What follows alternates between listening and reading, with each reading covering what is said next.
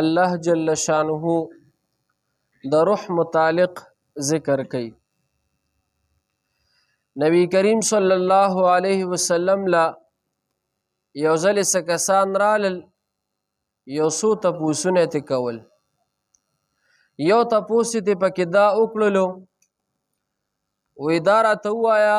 چې دا روح څه شی دی. نبی کریم صلی الله علیه وسلم ته الله وحی نازله کړله، او د الله جل شانو د طرف نه دا وحی نازله شوه چې ای پیغمبره تا نه دا خلک د روح متعلق ذکر کوي، تا نه تپوس کوي، نو ته ورته ووایه چې دا روح الله وی چې دا زما امر دی، دا زما حکم دی. د انسان دا بدن دا چې ژوندی پاتې کیږي په دنیا کې، نو دا د روح په ذریعه سره دی. او روح چې کله د انسان د بدن نه قبض شي، نیټه پوره شي، نو بیا د انسان دا بدن دا بیا نه خلک په کور کې بیا نه ساتي، بیا چرته وړي؟ مقبرې ته وړي. او بیا د انسان د دې بدن نه قوت ختم شي، چې روح لاړ شي د انسان د بدن نه قوت ختم شي. منګ بیا په خپل اوس چې منګ په بدن کې روح شته، نو منګ دا ګوتې دا لاسونه دا بدن خوځولی شو، ګرځو را ګرځو. لیکن چې کله روح قبض شي، عمده ګوتې به عمده بدن به عمده لاسونه عمده سترګې به عمده خپې به وي، خو بیا پکې حرکت نی. بیا انسان چې دی په خپل قوت نشي خوځولی، په خپل قوت سره حرکت نشي ورکولی. بیا لکه چې روح پکې و، نو انسان په خپل لامبي په خپل اودسم کوي، ارسه کوي،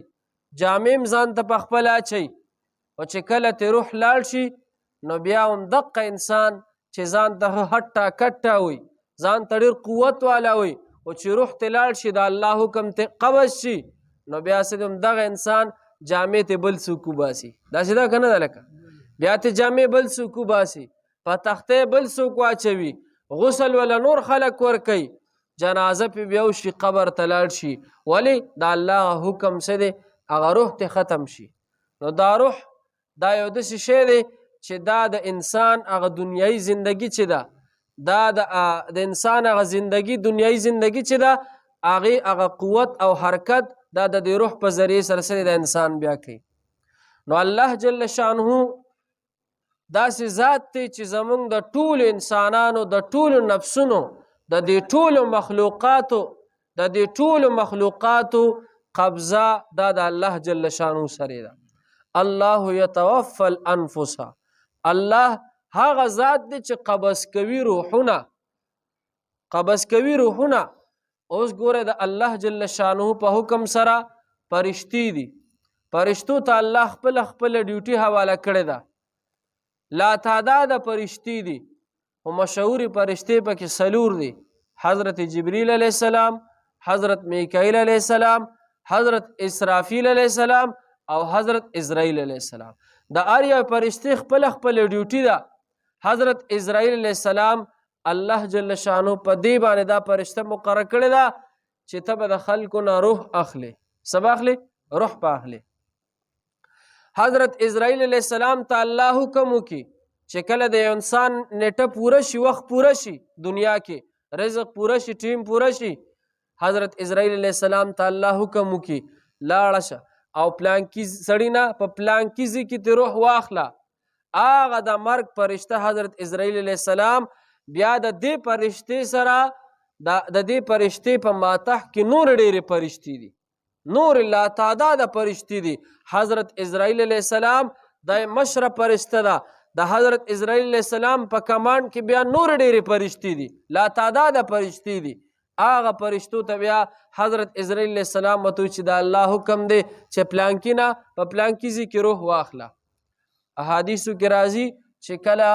د مؤمن مسلمان مندنه روح اغستل کیږي، د ټیم پوره شي، وخت پوره شي، روح اغستل کیږي،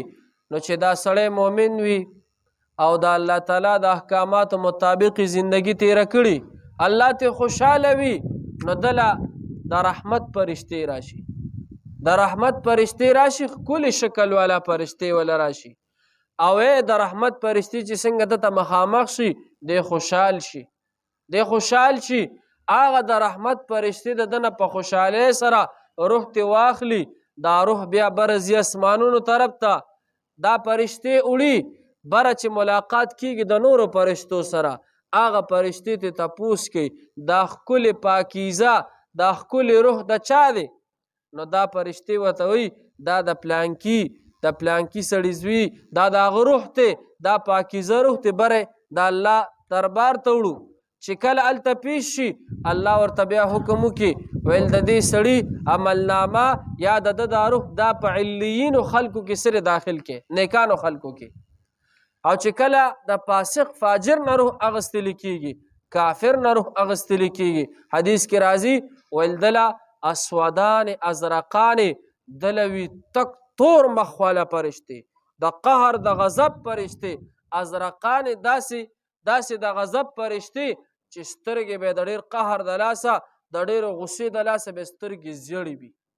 یریږي به ترې دا انسان چې کله د انسان دا د قهر د غضب فرشتې وویني دی به چغې کې دی ته یریږي حدیثو کې دا موجود دي دا الفاظ دا د حضور علیه السلام وینا ده چې دا فاسق فاجر دی ته یریږي دی ته چغې وخي نو چې کله د نه روح واغستلی شي او ډېر په سختۍ ته دا روح اخلي ډېر په سختۍ چې دا روح ته واغستلی شي احادیثو کې راځي ویل چې دا بره څنګه د اسمان ته نږدې شي اسمان ته نږدې شي فرشتې ته نورې فرشتې ته تپوس کوي وایي دا سقا بدبوداره روح ته چا دی دا سقا بدبوداره روح ته چا دی چې دا دومره سقا بدبوی ته راځي ورته ویل کېږي دا د پلانکي فاسق فاجر روح دی اواز به وکړي شي ویل د دې سړي روح بره راتلو ته ضرورت نشته دا په سجین کې داخل کې دا د بدانو د کافرانو خلکو په ډله کې دا روح څه دی دا داخل کې بره وړي نه بره څه دی نه وړي او د نیکانو د پاکانو د صلحاو د اتقیاو د پاکیزه خلکو روح څه دی دا بره فرشتو ته وړي فرشتې یو بل ته وایي په فخر سره وي دا د پاک سړي دا د پاک دامن دا د یو نیکعمله سړي روح دی الله دې زندگی سمه کړي نو الله جل شانه زمونږ داسې ذات زمونږ داسې خالق زمونږ داسې مالک زمونږ داسې رب داسې خالق لا یزال چې د دې ټول انسانانو د دې ټولو مخلوقاتو د دې ټولو نفسونو روح قبضه د چا په لاس کې الله لاس کې بیا ورپسې د دې مرګ دوه حالت دي دوه حالته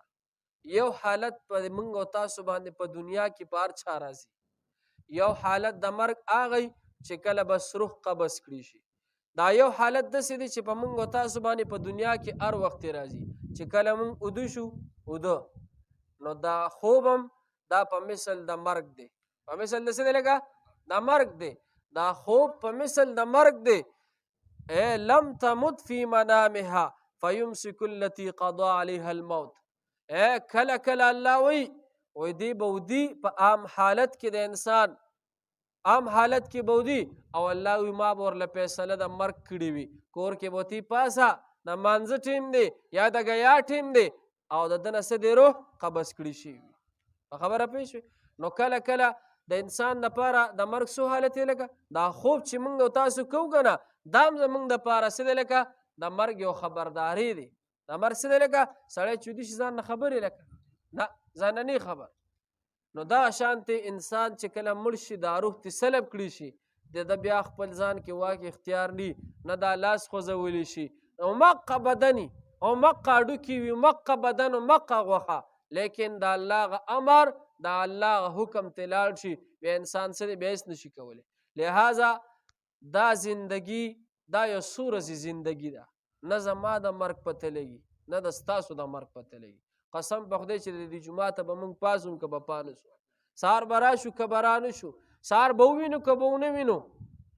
هېڅ پته نه لګي 10 منټه پس د زندګۍ موږ ته هېڅ پته نه لګي نو د الله جل شانه سره تعلق جوړول پکار دی الله راضي کول پکار دي د الله عبادت کول پکار دي دا شان د الله چې کوم احکامات دي د هغې پوره تابعداري کول پکار دي ګوره جي سبق ته